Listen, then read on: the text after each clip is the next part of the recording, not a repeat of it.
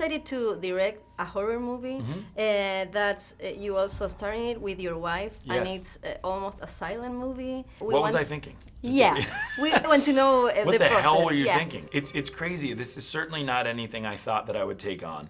And so for me, anytime I direct, it needs to be organic. There are so many great directors out there, most of which I would rather see their films than mine.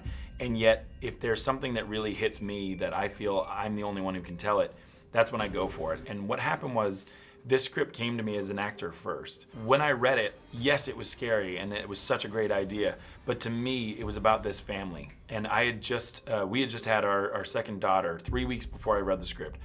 So I was a new dad. I was totally scared. I was totally worried that I could keep her safe, that I could keep her alive. Was I a good enough man to be her father?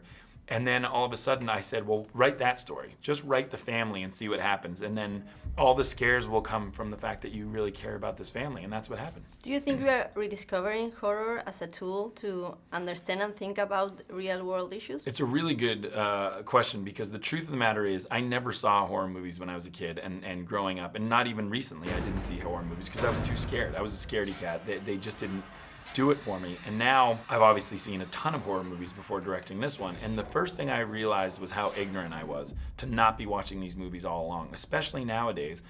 I think the horror movies and the genre movies are some of the best filmmaking around. You know what I mean? Some of the best direction, best shot stuff, best storytelling, and they're dealing with these really, really big themes.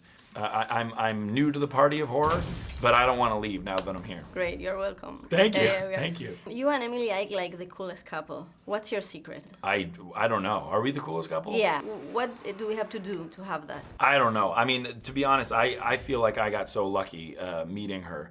She's so incredible. I think that the one thing that we are always doing with each other, that we certainly did on this movie, is we communicate. We overly communicate so that things never become bigger than just a small issue, you know? And so we're always talking to each other. We're always being really honest, and I think that's the way forward. And I have to ask you about Jim Halpert. How's he doing? I think he's doing all right. I got to check in on him. I guess that there's talk of people doing an Office. Nobody's called me, an Office reboot. Nobody's called me about it. Well, but he lives on the internet, right? Like a GIF, a meme. Oh, he does, right? Yeah. There's a lot of that. A lot of I think Jim that's very face. funny when they use the Jim responses to talk about their day or what they saw on TV or something like that. We use it a lot in our Oh, you shooting. do? Yeah, you're pretty popular. Hey, all right. Yeah.